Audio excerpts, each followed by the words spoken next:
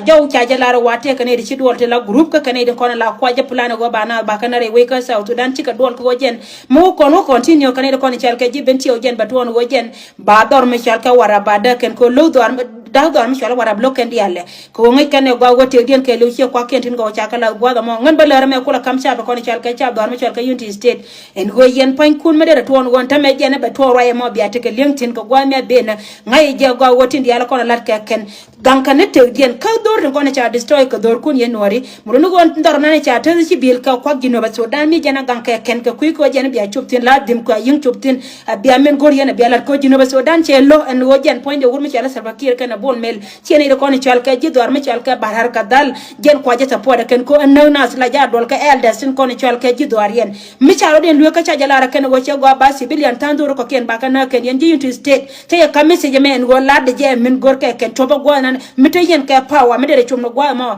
biya yin top tin tek men chalar ken meeting a me chalar ene ko ni chal ka ji jani gewni en goro e me chalar go kon ban go jalo e kan na ter ka kuina na ba duba ken gen ba yin ba duba ba tie la ke le na ser mu no go na ter gen go na chala da ken roi ma to me ko me changuna ken e ko ni chal ke ji doran ka South Sudan ka be ka warabi state roi me che ke wono e gen na ni chi anen la go chi korta re dor me chal ke ma yom chero da kap chong bang chi ne ko ni chal ke ji sie ka chi ka dol ka cha jala ken wo me ka biem nom ngen gen point de chwana mor ka bana continue ko kuiko ba jala cha na cha na ka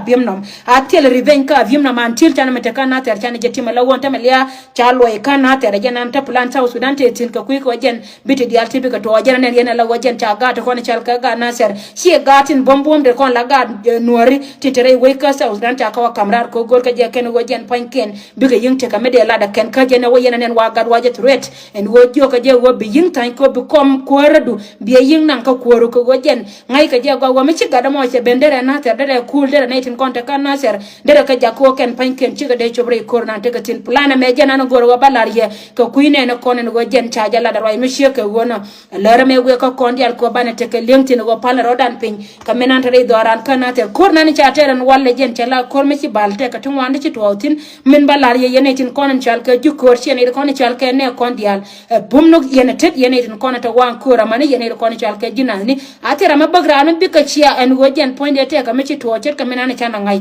bana me balar ye ko yen yene konen chal ka inore ni won ka yen ta ya gai e win mon kan tam na right to dane ne tin wan na kan gwanan te ka tin kan pan ken wang den ka gui fara wang nal ja ko bika nen kan pan ken la den ko re mo chet